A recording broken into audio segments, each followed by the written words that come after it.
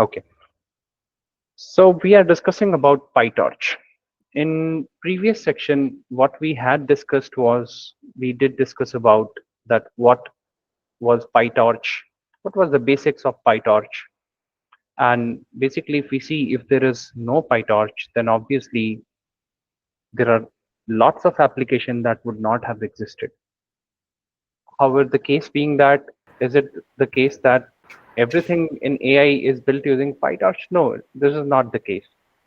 But as I introduce the simplicity of the PyTorch, you will try to notice that even anyone can start with PyTorch and anyone can build any level of complex applications with PyTorch.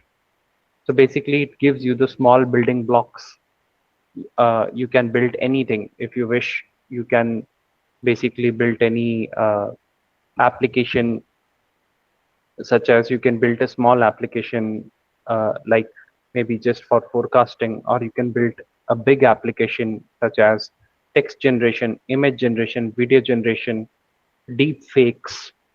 Everything is built on, I mean, all of the, if you see all of the big changes or transformation in the world that is being brought is because of the PyTorch. And we'll see all of these applications. Basically, today we will have a look over a very small thing, that is, we will see that how a basic will look over a very basic application of a PyTorch, but it will lay down the fundamentals for the future. That is, we'll be understanding how to write a PyTorch program, and then basically the same PyTorch program can the same philosophy will be used for all of the applications till the end. That is, till we are creating, I mean, till the time we are not switching to like agents and everything, AI agents and everything. For creating PyTorch applications, we will be using the same philosophy. And using the same philosophy, since we will be seeing the same thing again and again, just like we have been seeing the previous equation of neurons again and again. So the same way, the same uh, life cycle of the neurons that we did see, the same cycle is going to be implemented step by step using functions, and the same cycle we will be continuing till the end of all applications. We'll be building all of the applications using the same philosophy. All right. Going forward, I will just have a look of what we did discuss previously. I'll just share.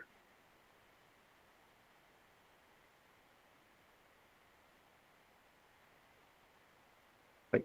What we just did previously, basically, we were discussing about how this transformers are working, right?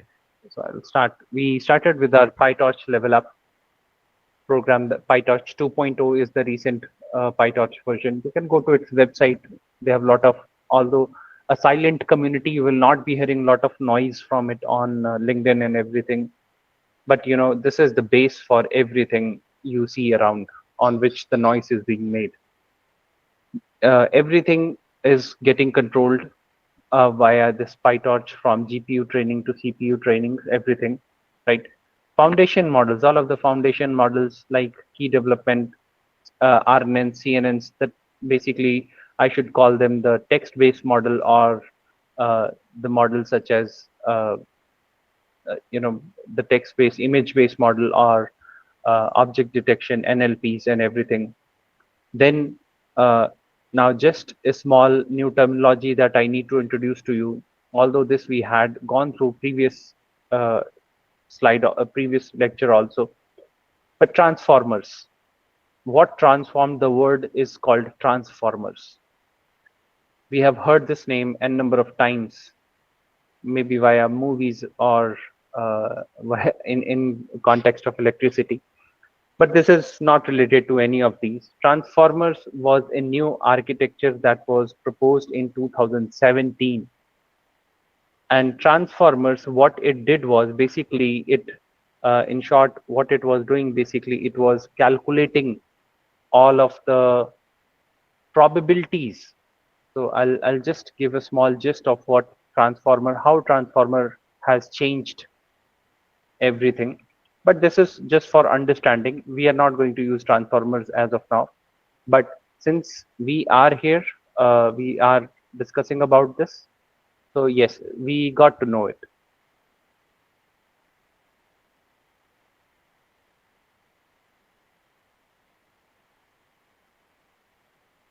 Because anywhere you go, I mean, this might be,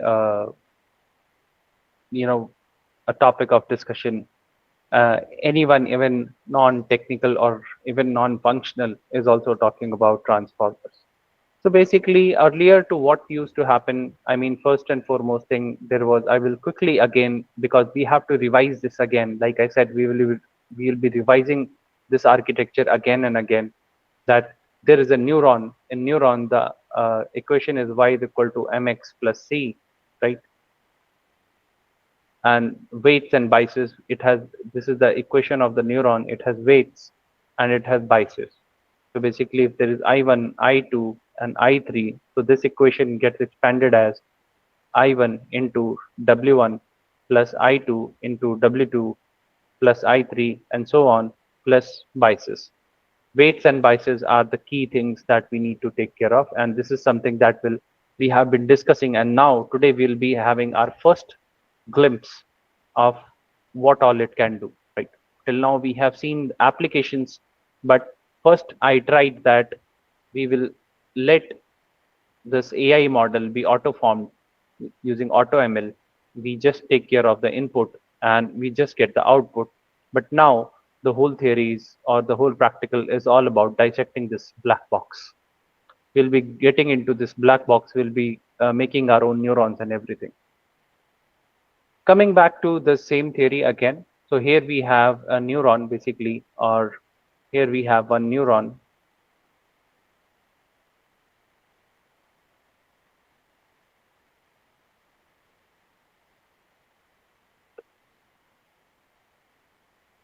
So here I have a new neuron, and from this neuron basically what is happening, I may have lot of neurons stacked together called as a layer.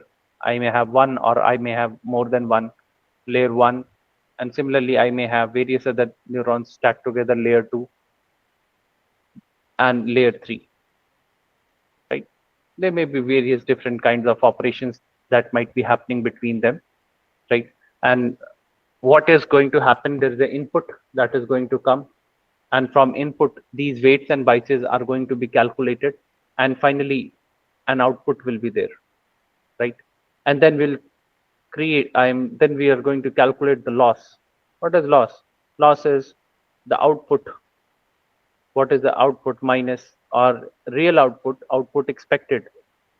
We can say the actual value minus output. This we have discussed, I guess, 3 to 4 times. And this is, everything is revolving around this only. Now going on to the next part, that obviously what was transformers. Now basically till before 2017, there was lot of problem that was being faced when we feed these neural networks with long chain of data, right? When long chain of data used to be fed into these neural networks, this long chain, like as of now we can assume we are mainly talking about text. Text have huge amount of data, so text, it can be a paragraph, it can be a book, or it can be anything. So earlier to that, when we were feeding these kind of input into these kind of neural networks, then they were not efficient with that. But then the transformer architecture was introduced, from which ChatGPT, and after which actually all of the AI world, basically it evolved very fast, and especially around texts, even it has also like revolutionized videos and everything, but yeah, mostly around text. Now basically transformer model, what it started doing is basically it started, the use of GPU also increased. After this, GPU also increased. So basically there was a new layer, complex layer, that they introduced inside this uh, neural network, and that layer was responsible for basically going to every input and basically calculating weights with respect to every input. I mean, there was additional set of calculations that they introduced, additional set of calculations, and they called it as multi-head attention. Don't worry, this is just a complex name, multi-head attention. We'll go to this topic. They called it as multi-head attention. But as of now, we can assume that this is a basically complex calculation that happens with respect to each and every word, right? It calculates, as the name says, attention. You know, it actually calculates that which word needs to be given priority and which word needs to be ignored. And hence, you see, even today, when you input a very huge text into any of the LLMs, their accuracy decreases. So any AI, it can be, its optimal accuracy will be especially around the word it has been trained on. Let's say my AI has been trained mostly on 2 to 3 pages, right? It can be around 5,000 words or 10,000 words ideally. Now, I may say that when I release my model, I may say that if you enter 20,000 or 30,000 words at one time, right, it will work, but it will not work to the accuracy of which I did train on, because my training was on 5,000 words. So since my training was on 5,000 words, so basically it will work. It is not, it not being that. Basically, if my accuracy being it is 95%, then if I increase my length size, then my accuracy will drop. It might drop to 80% or so. So now this is what most of the big models are trying to do. They're trying to increase your size and everything. And hence, to increase the size, then came various other methods that we'll discuss in later stage. But as of now, the whole point was to make you understand that what is a transformer. So a transformer is basically a new layer that has been introduced. And this new layer introduction has revolutionized a lot of things. And this new layer is basically, it is very compute intensive also. This new layer is called as multi-head attention. You can remember it, I mean, but we'll be discussing it, I guess. There'll be some 2 3 hours we'll be discussing on this topic, multi-head attention. And this multi-head attention, basically what it does is, in very short, it basically, using calculation, it prioritizes which word need to be attended and which word need to be ignored. So this is what it does. PyTorch has definitely, and PyTorch, the whole thing that PyTorch has brought up everyone's attention. I mean, AI was not much of a buzzword, and then LLM came in, and deepfake came in, and lot of other mid journey and everything came in. So basically, even now, PyTorch will be used uh, to basically, how do we using PyTorch? How can we fine tune these LLM models and all? Agents are the new things that have popped up. Basically, now we can create individual personalities or personas. Those are again LLM, single LLMs. And then we can make them interact together. We can assign specific work to one LLM, and then we can interact in this way. However, and then the last thing being obviously MCP. MCP is basically how various agents are going to interact with each other. This was a short introduction of basically what uh, PyTorch is. I just wanted to refresh the memory. And then what we did was we went basically for creating one very, we loaded a GPT model, a small GPT model on a free Colab environment, and we tried entering some prompts on it. I mean, you can go to the previous video and you can have a look at it.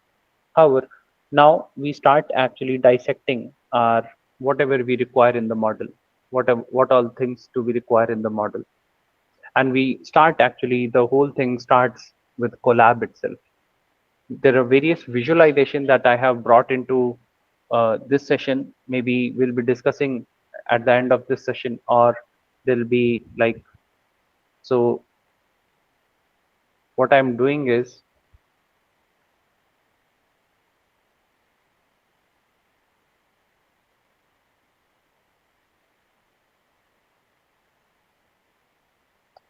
this is one of the tool that I built internally. Now the aim of this tool is basically so that, and this I will give a link. I'll have to host it at my website. So that is a small challenge that I have to do, because it took me huge time to construct this. Because when a beginner starts creating models, now please don't get confused with this whole thing. When a beginner starts, I will be we'll be just going through this, and you will just feel that okay, this is a standard code that gets written every time. Now basically what this tool is supposed to do, this is just an introduction of the tool, so that you get to know that okay, this is something we have to play around in the future. That is, you can actually write whatever the layers you want, right? Let's say you want a linear layer, how many input features you want, how many output features you want, you can add that layer, right? It gets added here. And then whatever you want to add apart from that, let's say as of now we have only discussed about linear layer, and in next layer whatever you want to add, you can go ahead and add. I also had, okay, convolutional 2D is also here. So these are something, I mean, you might not have heard, but the whole aim is obviously I'll be introducing you all of these things, and I'll be giving you this tool to play along with. uh, this tool will help you in experimenting few things, but you have to be careful enough, right? So basically what is happening, so here if you see, as and when we go on adding these layers, even this code is getting changed here. So basically this is a UI tool that will help you. This is a model builder, small model builder, that will help you in creating your models, right? And on top of that, you can go ahead and then add your sigmoid layer or anything, whatever, I mean, we'll talk about them. The whole point being obvious, if you go from even, yeah, just 1 minute. Even when you click on any of these things, it is going to tell you that what is this specific thing doing, basically what is happening when any of, when you put hover over any of these things. The same goes for this thing, adds 2D, flatten, what does it flattens, batch. But yeah, I mean, the whole point being, till the time I do not introduce you all of these things, we won't be having fun with it. It will be having some certain data sets and everything, and whatever, we still have to study a lot of things in it. Inference and testing, if you want to do inference and testing, we can do that. Visualize model predictions and all of those things. Anyways, yeah. So this is something we have to get started in future. Yeah, you had some doubt. Yeah, am I audible, Anand? Yes, yes, yes. So, Anand, what exactly I'm trying to understand this tool versus the Colab. Uh, what exactly the difference? I can see that there are inbuilt libraries. What you are trying to do here in your editor, but what exactly? I'm still This actually is not properly okay. understand actually Okay. on So this. basically, what I'm trying to do is, I even with this everything, I'm trying to build playgrounds. Now, what is a playground? A playground will be basically, let's say this is one playground, right? What we are doing here, this is simple playground. Now, basically, uh, the aim is that using UI, you need to understand that what is happening with the code. Now, basically, if we go ahead and make, this is what visualized thing of a 1D vector looks like. This is what 2 by 3 D 2 by 3 matrix looks like, and this is 3 by 2. Similarly, like if we want to visualize any 3D matrix here, like this we did see last time also, that this is what it looks like. I mean, the whole point being, until and unless you don't play along. Now, what is this doing? This will give you limited number of options, first and foremost thing. Now, this is something you can go ahead and you can add your model here. You can add something, and you can keep on playing that. What do I need to play with? You can keep on building your models. You can, and then you need to copy the code from here and run it in the Colab. So this is basically just to make you understand these are the options available. And the other point being, creating a model is not an easy thing, right? So these tools will help you once you interact with these tools. The whole point being that okay, this is what is log softmax, this is what is linear, this is what is dropout layer. I can introduce dropout layer if I want. I can remove this dropout layer if I want. I can do all sort of things, right? I can do all these things. So this is a playground basically. So what it does is, you can experiment and create your code, and then this you will have to copy this code, and then you will have to run this code on the Colab. Okay. I hope this will basically cut down the complexity, because if I directly go and explain that, this is how the code is running, I mean, there is no visualization. Right. The whole point being, and what makes this subject complex is not able to, someone not being able to visualize. As and when you start visualizing a lot of things, as and when you start understanding, oh, this is how it works, then it becomes easier for anyone to understand, because obviously the concepts are just around, I mean, they are different, not very different than a lot of normal things that we have been seeing around. Right. Yeah. So basically the playground thing, I mean, a small demos, even in future, we will be seeing a lot of playgrounds, and I'll be opening these playgrounds. I'll be giving, some of them will be obviously given with a, I'll host them on my website, and some of them then post the login. I'll be giving some of these playgrounds. You can just go and you can play with these playgrounds, and you can, understand that how this concept is working, and so on like that. Right. So the whole point being that I want to cut down the complexity. I want to make everyone visualize that what is happening here. Okay. So yeah, since I did open this, so everything starts in Colab, as I said, and everything starts with Torch. So here we go.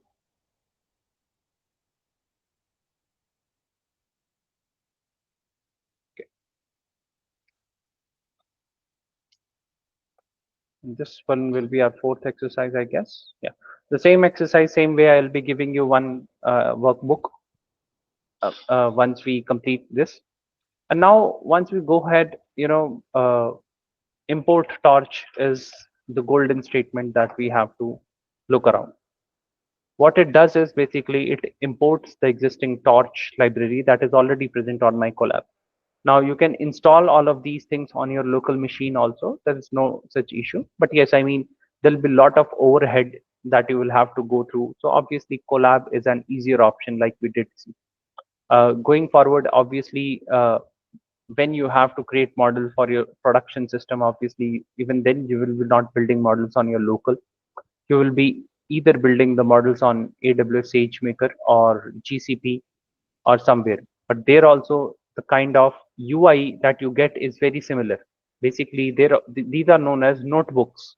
We call them notebooks. So you will be getting similar kind of notebooks in Azure, as well as in AWS, as well as in GCP.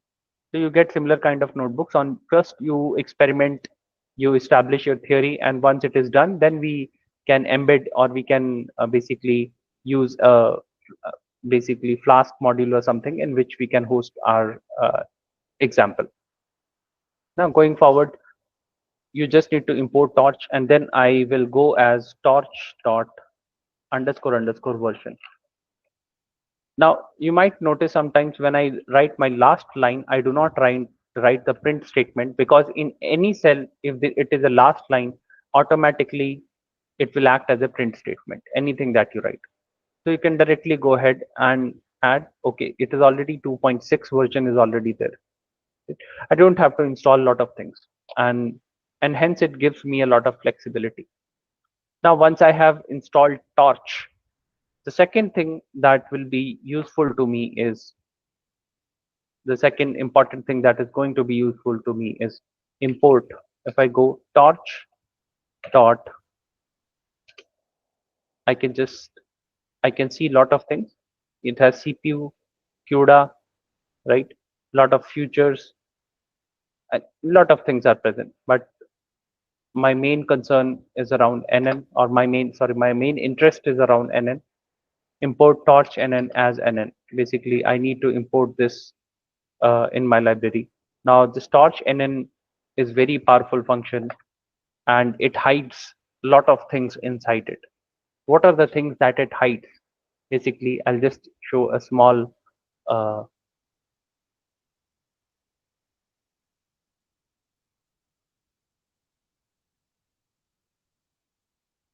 Yeah, let me know when you see it. I'll just so you see everything that we are or most of the things that we see are going to be inside torch.nn library. You know, torch.nn is something very fundamental. Torch.nn, it is going to contain all of my layers. Layers means the neuron layers that I have been talking about, right? This layer, this layer, I'm talking about this layer.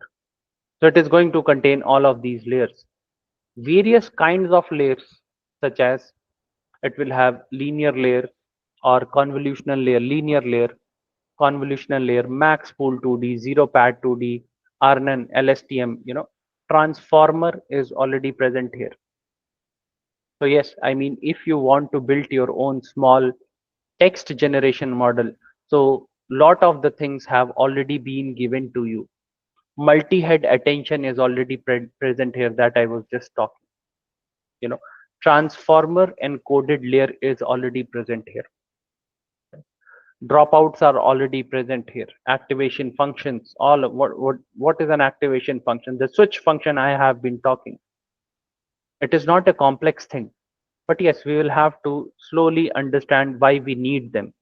But like our theory goes, that we will only first we'll generate the need, and then we'll understand that why we needed it. The loss functions, right? The output minus the actual value minus the output, that is the loss functions. And then various ways to create models. All of this is present inside my torch.nn module. And this is something that we'll be using always. And this whole playground that I wanted to show you is around torch.nn module. This torch.nn mostly module, we are trying to use all of this module. And then this playground is around building the models. Basically, you can go ahead, you can play till the time you don't get comfortable with how to build your own models, right? Now, going forward, we will have to understand certain things. And what are those things that we need to understand? First and foremost thing, that how does actually a model is created? How does a model gets created? But first, I said that model is created using nn.Linear layer, right? nn.Linear layer. This is one of the things that I discussed. What is the difference between a linear layer and the other layers? Linear layer is the same layer that I have been talking about. That is where the equation is very simple, as y is equal to mx plus c. As the name says, the linear layer. I'll go ahead and I'll create something 1 comma 1. My linear layer is created. Does this linear layer has something else? Right? Thus it will have n dot. So okay. So we'll have to set few things in this linear layer, and we'll have to check that does this linear layer of mine, it supports anything, right? Can I check the weights of this linear layer? Yes, I can check the weights of my linear layer. Can I check the biases of this linear layer? Can I visualize this linear layer? So yes, we will be doing all of that thing. Right. So we'll be doing all of that thing. We'll be assessing the weights, we'll be assessing the bias and everything that we have been talking till now. Right. So okay, this is nn.Linear, and I will have to take it in some. This is also a model, right? Anything that is helping me in mapping something is a model, and I'll go for model dot weights, the weights that I have been talking all time. But I guess y is okay. Let me check out nn.Linear in features and out features. Linear dot weight. Okay, I guess it is weight. Yeah, sorry for that. So this is weight here, nn.Linear, and then I will also have the bias, what I have been talking always. And you see, it has already initialized some weight. I mean, it is already present. Some random value has been initialized. Similarly, I can have bias also. I will call it model dot bias. So that is, so here, bias is also present.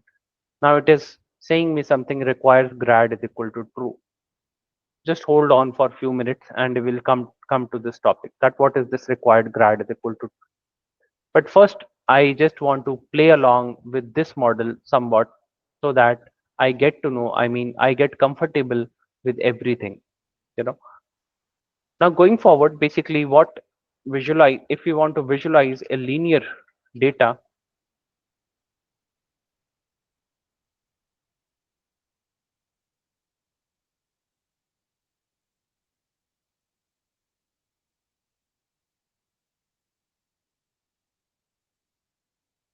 I have to, there's a math website. I'm not remembering the name basically. Okay, we can even go with this, but I'll have to enter the data here manually.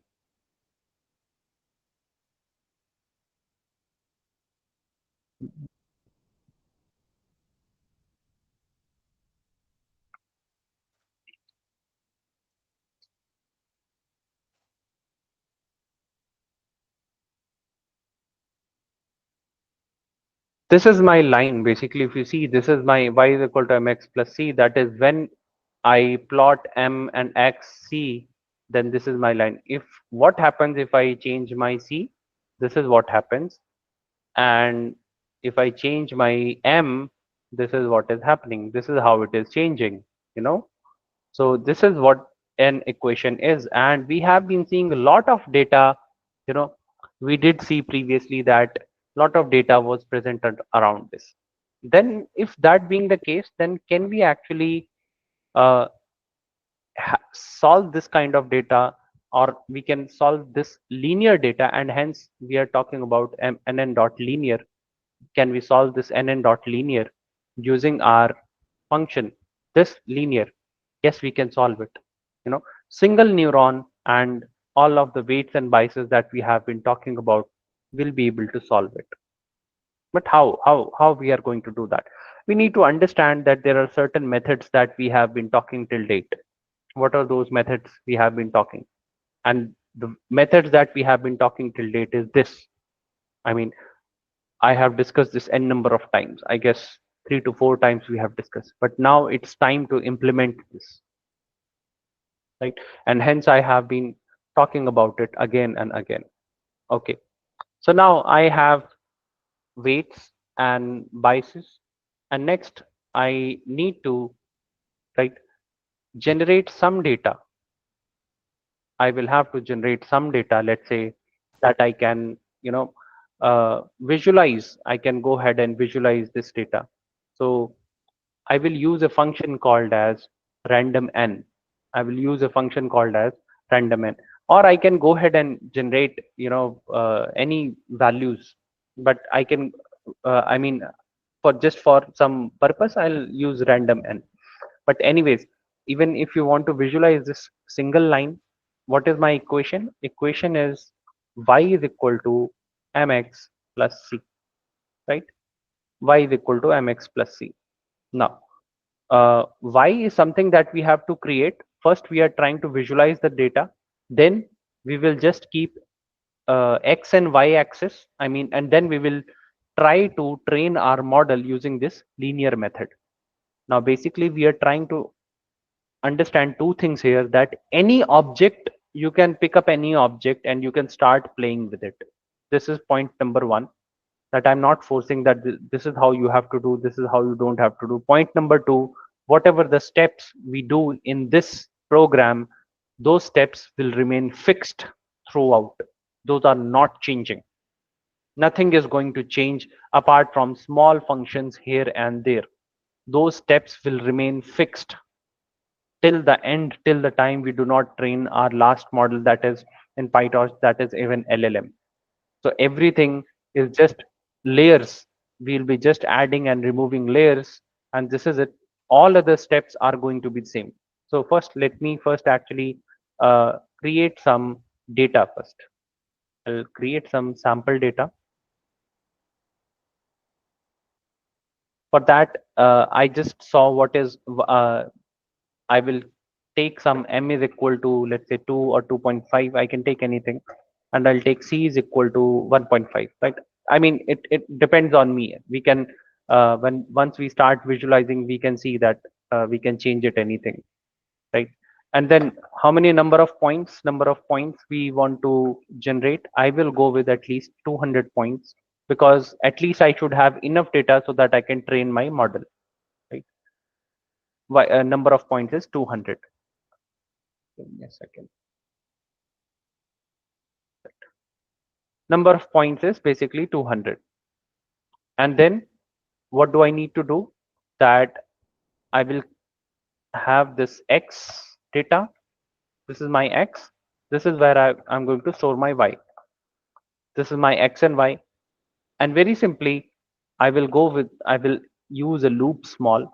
Basically, it is already telling me what to do. Okay.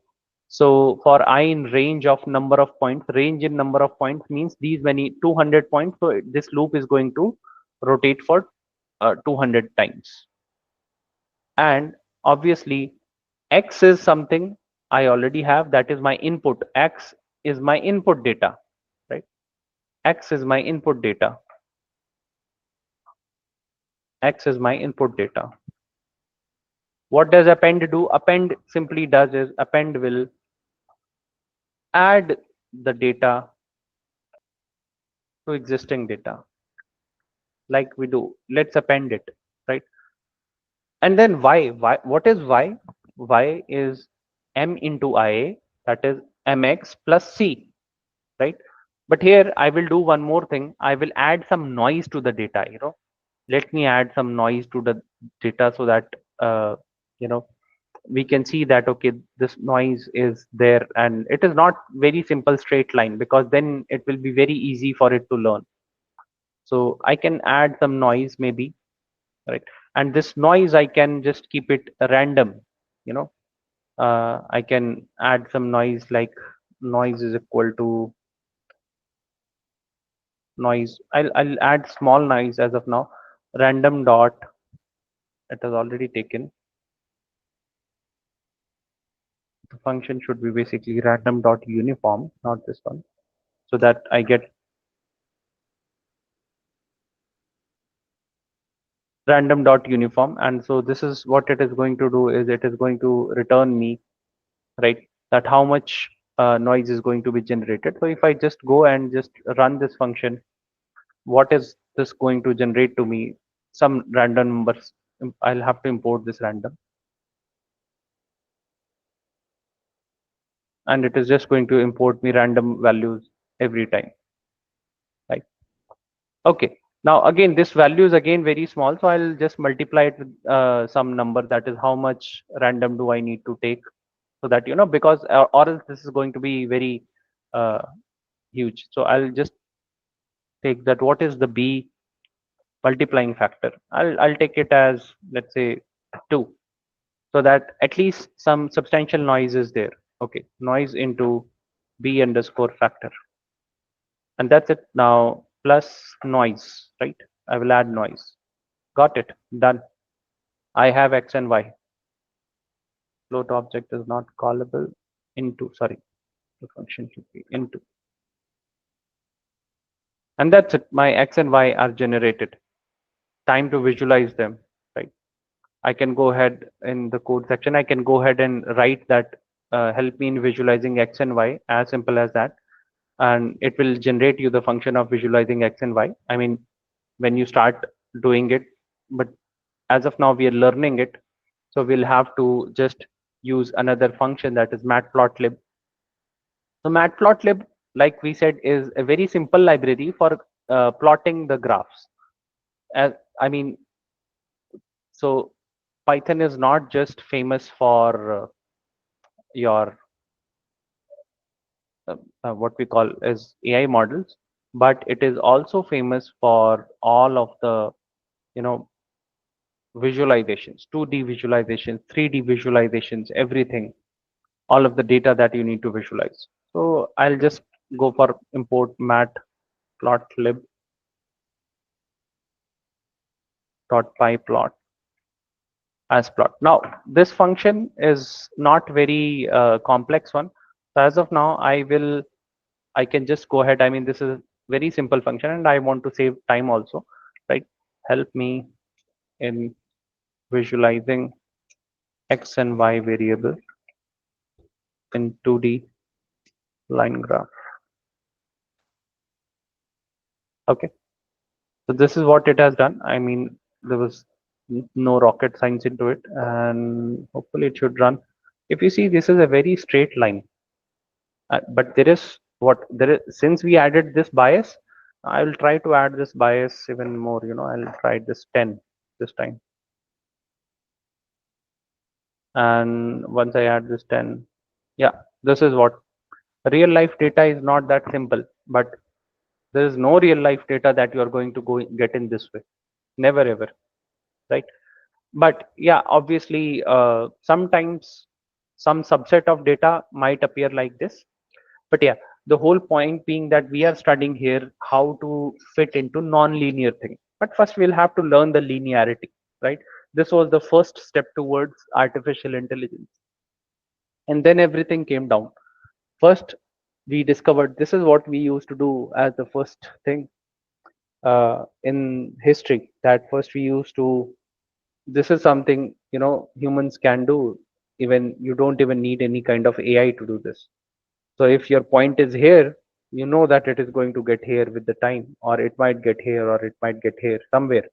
So I mean, you don't even, your brain is automated for all of these tasks. Yes. Yes, so we have got this data, right? And now what do I want to do? I want to basically, coming back, that what do I want to do? I want to train my linear model here.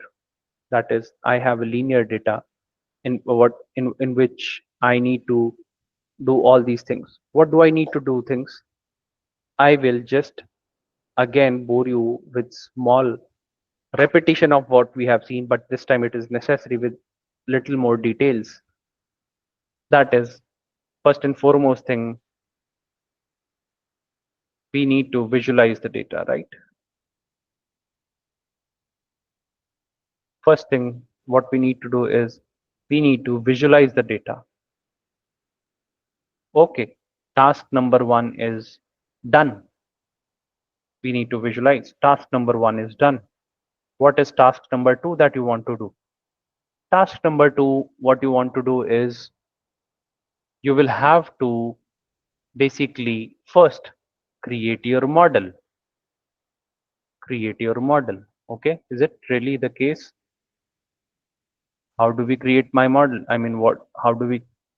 But you already created your model, right? You did not even know, and your model was created. Is it the case? So the linear function that we used is actually my model, right? This is my model, and the same model we will actually once again declare here. You see, model nn.Linear 1 comma 1. This is my model, as simple as that. But this was a very simple model. But is it a really workable model? Yes, it is a workable model. And let me work on this. This is my single neuron. What I'm working on? I'm working on this single neuron only.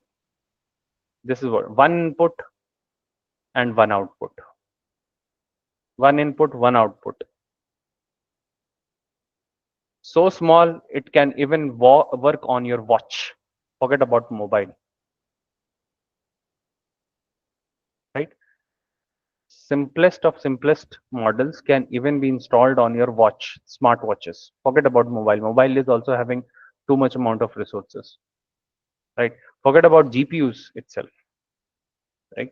So the next round of startups, that is going to be around who is going to create models that are smaller in size, who is going to create models that may run on your personal PC, that may run on your cell phones, or maybe even run on your watches, right? So simple models, right? create your model. So you already did actually, you created your own nn.Linear model. Okay. Then what is the next step? Next step is at least check that weights and biases are properly installed. Weights and biases are installed. Okay.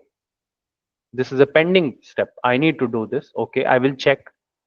Step number 4, my data has to be passed to tensors. My data needs to be passed to tensor. Now, kindly note that these steps will remain the same as I have been repeating again and again. Did we discuss this point earlier? Yes, we did. But let me walk through you again. This is one slide that we did discuss in the previous section. But the whole point being that we will be coming back to these points again and again when and wherever required. Uh, Simple arrays. I mean, why can't we just use it in plain arrays? Because obviously my PyTorch has lot of things that it is doing for me. It is basically optimizing those calculations so that it can, if CPU is present, it will take those calculations to CPU in most optimized way. If GPU is present, right? If my system is already having GPU, I just need to tell to my system that, hey, I have a GPU by saying GPU is equal to true, right? If I have TPU, I can do even that also. Or if I have multiple GPUs, PyTorch can even do that also. It will run some training on one system on, and it will run some training on another system. Let's say I have two systems as of now, the both are GPU enabled. I can connect both of these systems and then I can run in parallel. But again, that's a complex thing. Ideally, most of the times in industry, when you go, do not choose multiple GPU system because it will give you nightmares.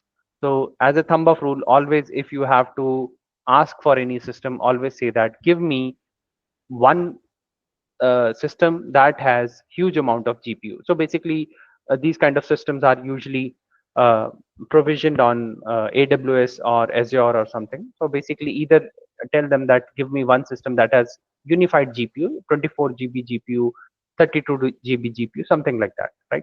Unified GPU makes everything simpler because whatever we are doing, we can do on unified GPUs. Okay, memory efficient handles complex data structures, and when everything it is saving money, it is saving GPU, it saves your money, right? It saves time, it spends less times on calculation, and it saves money. Great, cool. Going back again, right? Okay, so what did we do? This is what we did. And data has to be passed, right? Wait, data needs to be converted to tensors. Let's do that first, right? Let's convert our data to tensor. Is it very complex? No, it is not at all complex. There's already a function available here that says that to tensor, and as we go with to tensor, it will automatically convert it, right? So I'll just go and I'll write this function as x underscore tensor. I'll just say torch is again here torch.tensor x underscore data. Okay, although this will x underscore data or something, what I have x, simple x, I have simple x. Is it? Has it done its job? X underscore tensor, it has done its job. Now, point number 2 that you need to remember always, these are plain integers. This is something that will not work because even if you see what this bias we were calculating, even this was getting calculated in decimal places. So yeah, in decimal, so you need to at least take care everything will be in decimal places. So we'll have to do everything in decimal places, right? Got it? Okay, done. Is it? Yes, it is done. The one more point that we need to do is there is some one small function. Now just notice this, that as of now it is one big array, right? So So my system actually, or my model, will expect I can use any of these functions that already this is suggesting, but there is squeeze one. It has already done all of these things. Now unsqueeze is something, what it is going to do, it is basically squeeze and unsqueeze. As the name suggests, it has converted into, it has changed the dimension, that is, it has converted into, you know, that big huge array, and now it is big collection of small arrays. This is what it has done, right? I can squeeze it, I can convert it back, I can squeeze it, I can convert it back, I can unsqueeze it. But do not be confused, because I have a dedicated session maybe tomorrow along with a playground where we'll be discussing about these functions, because these functions can get confusing. It took me, when I was learning, I mean, I did not had lot of even resources apart from uh, the PyTorch website, and for me even this was very confusing. So hence I'll be preparing a playground on which we will be seeing some important functions and how does this data changes when we apply those functions. So we'll be seeing it via playground. Anyways, this is what we did, and I when even when I give you unsqueeze will change the dimension of array of tensor. Sorry, now we call everything as tensor, right?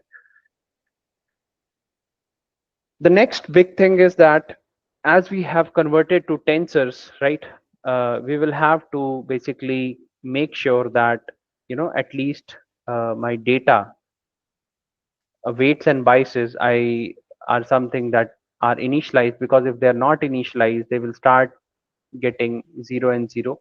Although they have been initialized with something, I will go ahead and initialize them with something as any random value. I will go ahead and initialize. So what I will do is I need to fill them model dot weight, model dot weight dot, the function name is fill, I guess, or data fill. Model, yeah, I guess fill will suffice. Model dot data dot fill.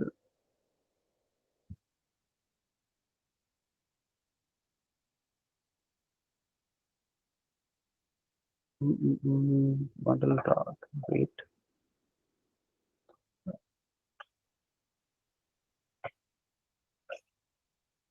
Okay, data dot fill. You can go ahead and start playing with any numbers. I mean, these are just random numbers I'm taking. Model dot weight dot data dot fill.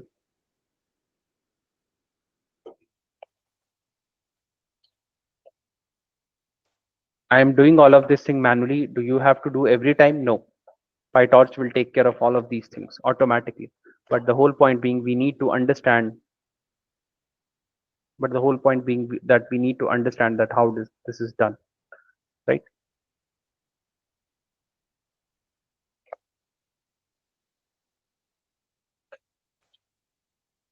Okay. So basically, what it has done, it has basically initialized something, right? 0.5. I'll increase the biases so that, because there is one bias only. But even if you keep it 0.1, I mean, there's no big difference. I mean, this is just a random thing that I'm doing, right? So you don't have to confuse that. Should I do this? Should I do that? No worries. You can do it whatever you wish to. Okay, this is what we did. We have set our tensors. My model is there. Is my model there? Can I print my model? Okay, let me print my model. Okay. Okay, this is my model. Very simplest setup. Next, what do I need to do? What is the next thing? Next, what I need to do is, my data is there. I have passed my tensor. Weights and bias have been initialized. Okay.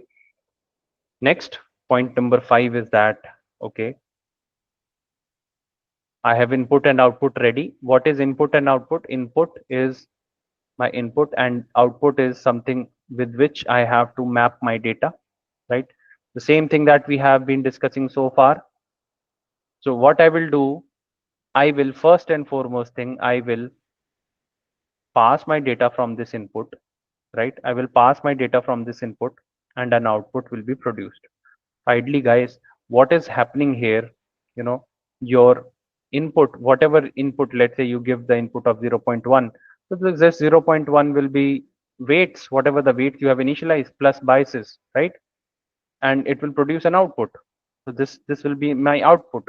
So basically, if I just try to do this function, let's try to do this function, let's try to pass some data to my linear layer and see what happens. So here I have my linear layer. Let's say, and I try to just go with some thing x underscore tensor, x underscore tensor of 0. This is the, okay, this is already 0, 10, 10, right? And what is y underscore tensor? So what is the y value for this? Y underscore tensor of 10th? Okay, 28 something, because y, it calculated, it is based on this. So when x is 10, this is x. When x is 10, y something somewhere here, y 28, while y will be somewhere here. So when x is 50, y is 100 somewhere. When x is 125, y is something like this. So this is the relation between x and y. Okay, we got it, right? This is what it is. But my model is just a dump model as of now. I'll go with prediction is equal to model of x underscore tensor of 10th element, right? And I'll predict it. Okay, the prediction has been done. What does it says? It says prediction. What is the prediction? Utter nonsense prediction. The real value is 28. It says the value is 1.1. I mean, yeah, it has not learned so far. So then what do I do if it has not learned so far? What do I do? Okay, this is here. It did not learn so far. The next point is, what do I need to do after this is,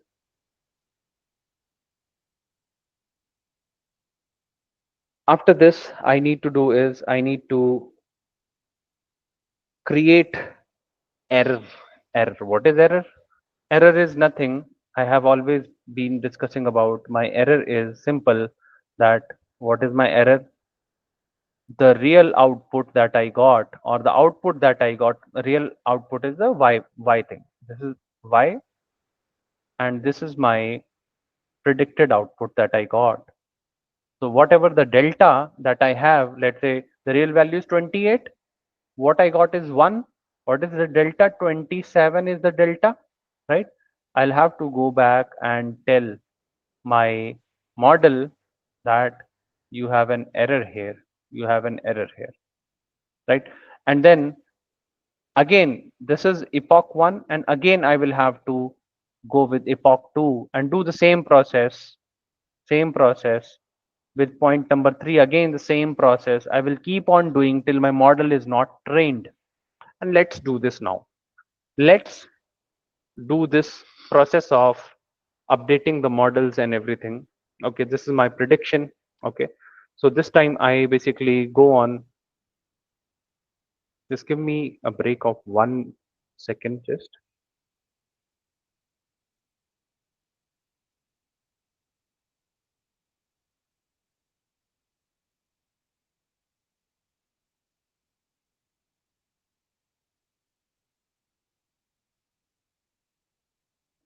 All right, okay. So basically what we will try to do here is, there will be some new functions that you will come to know, but none of the all of these functions we'll be discussing it today only, right? None of these functions is, I mean, and these functions are basically nothing new. Whatever the things that I have been uh, talking with you, whatever the concept I have been talking, it is going to be the same thing, right? Learning rate. First and foremost thing, I'll have to define the learning rate. What is learning rate? So when I basically communicate my weights back to my model, at what speed do I want my model to learn? This is the learning rate. I will I'll write a proper simple equation for it. Number of rounds. How many number of rounds do I want to? Number of underscore rounds. How many rounds do I want to train? 200. From next time onwards, I will be writing as epochs, right? The technical name. How many epochs will be training? Okay. Then what do I do? For round underscore number in range number underscore of underscore rounds. That is, I will just go ahead and I have to repeat this everything. I have to repeat all of these things. Repetition of first and foremost thing, prediction. Prediction underscore y is equal to with what? The same thing, model. Although it has given me the code in 3 lines, but this time, first and foremost time, I'll be doing the same thing, but I'll be doing it. I'll be going myself and updating those model weights. I can use these functions very easily, and my model is just 3 lines, 3 to 4 lines. That's it. After loss backwards, it was already done. But yeah, we'll come to these things. PyTorch is doing everything automated for you. You just need to understand the process. And believe me, this loss dot backward and everything, no model is getting trained without all of these things. Okay, we have done. Point number 2. What do I need is I need loss. Loss is equal to what was I doing? That my loss was predicted underscore y minus predicted underscore y minus y underscore tensor. This is my loss. Yes, this is my loss. But what I want is I want my model to learn in fast way, right? I want, so what I'll do, I'll square it up. I'll do square. Let's say if it is saying that my difference is 27, I will say that, hey, you need to learn fast, because when the model is too huge, so this can save time, and it saves time, it saves money. So basically I'm square. So this is penalty. You can also consider it as penalty. If Pakistan is attacking India, then India, if penalizes them heavily, next time they will not do that. If we give them very light penalty, okay, you have done it, no worries, it will again do it. So if we want to improve anyone, then we'll have to penalize them heavily. This is what the government also does. They basically, if the cops are on the road and they penalize us with, okay, you next time don't do this, so this is a penalty. And penalty I have just made it square, so that just to make it more smooth, basically, as of now, I will make it, I will just calculate the mean of all of this. Mean means I will just go with, let's say, if there is, will come to this point, but yeah, I mean, this is nothing special. Even if you go without this also, this is fine, but I just want to smoothen down things. As of now, if even if you don't want to confuse it, you can go ahead with this. Like loss, this is also fine. We have calculated the penalty. Next is that I want to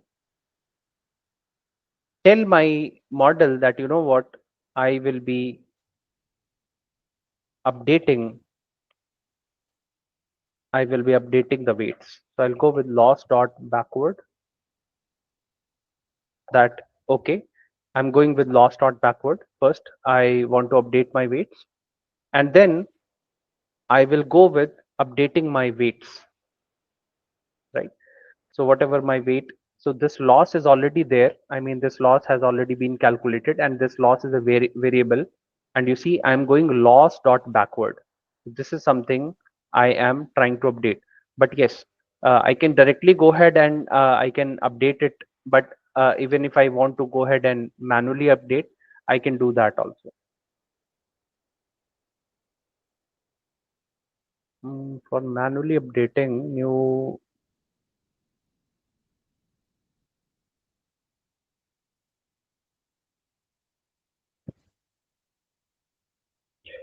yeah, let's do it manual itself, right? So the whole calculation being that First, I need to get the weights, initial weights.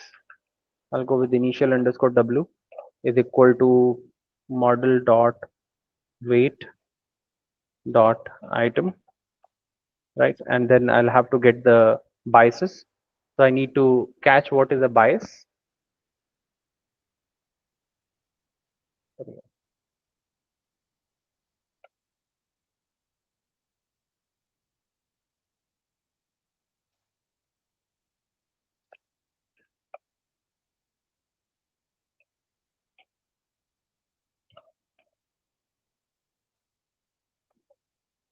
Once I have actually, there will be small error here, but let it come.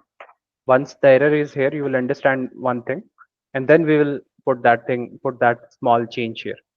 Once we have done with the bias, okay, we did fetch our weights and biases, right? And once we have done, now what is my new weight that is going to be? I need to calculate my new weight. So basically, what my new better weight and new better bias is going to be. So new underscore weight. So as per the formula, whatever the formula was, as per the learning rate I have, right? Did I calculate the grad item into learning rate, current weight guess?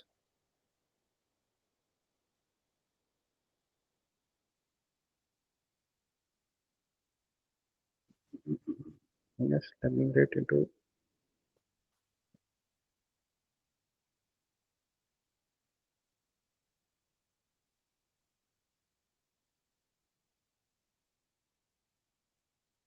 just wait.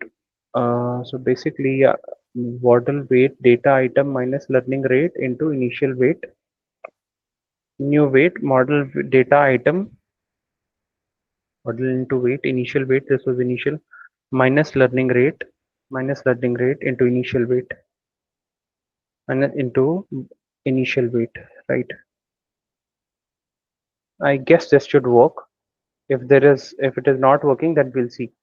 And then the last point being, I just need to model dot weight. Yeah, it already gave me model dot weight.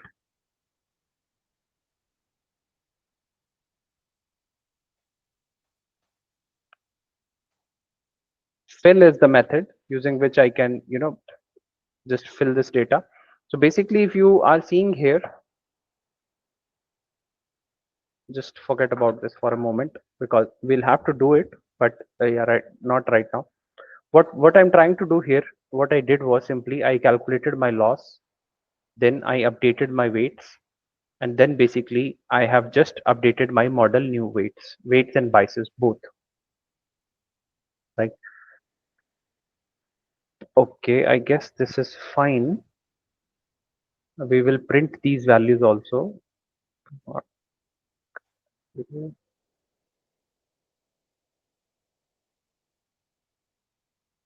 Right.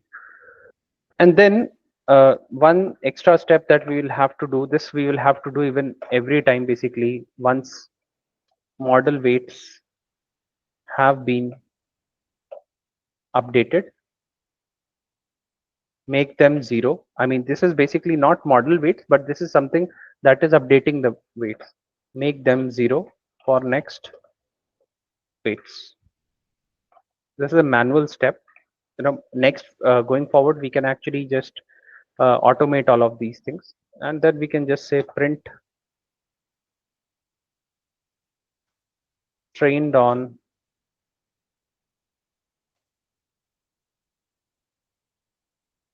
training number or training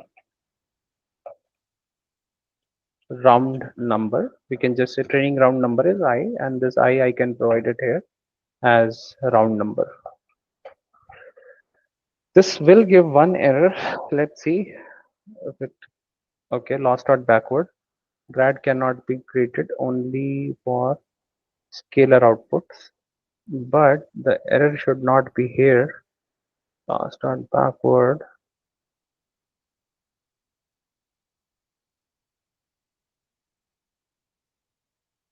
Mm, mm, mm, mm, mm.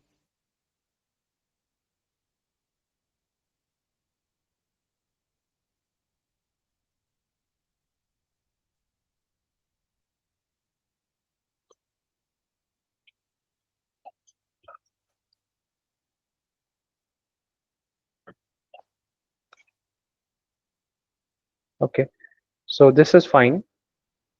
Basically what it is saying that has no okay, I guess the function name is something different.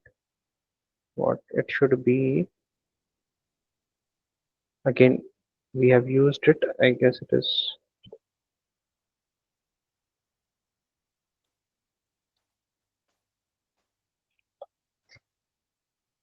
fill underscore. Okay, fill underscore. Oh, all right. And a leaf require grad in place of operations. Okay, a leaf variable that requires grad is being used in a in place operation, and this is basically because I'll have to set to no grad, but no grad with torch dot no grad, I guess. Torch dot no grad. This should happen in torch dot no grad. Initial loss dot backward.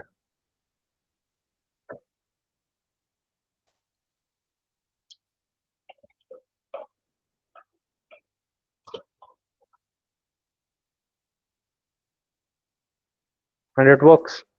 What was the problem? The problem was basically this is very important. Why is this important? We need to tell to PyTorch that hold on all of the automation part. We are doing few things manually. I mean, if you want, you can basically go ahead and uh, do automated things also. But we need to tell PyTorch that all of we are doing few operations manually, and hence that was the error. It was saying that the variable that you are trying to access is already in use. So I said that okay, let it be. Now the loss is there. Let's print that what is the loss every time it is calculating. So I'll just print the loss also. Let's see what my loss is there after 200 rounds or 200 epochs. Okay, loss is a gradient function basically. So I'll have to, okay, we'll print it loss dot item. No, no, no. Okay, loss dot item. It is again giving not a number.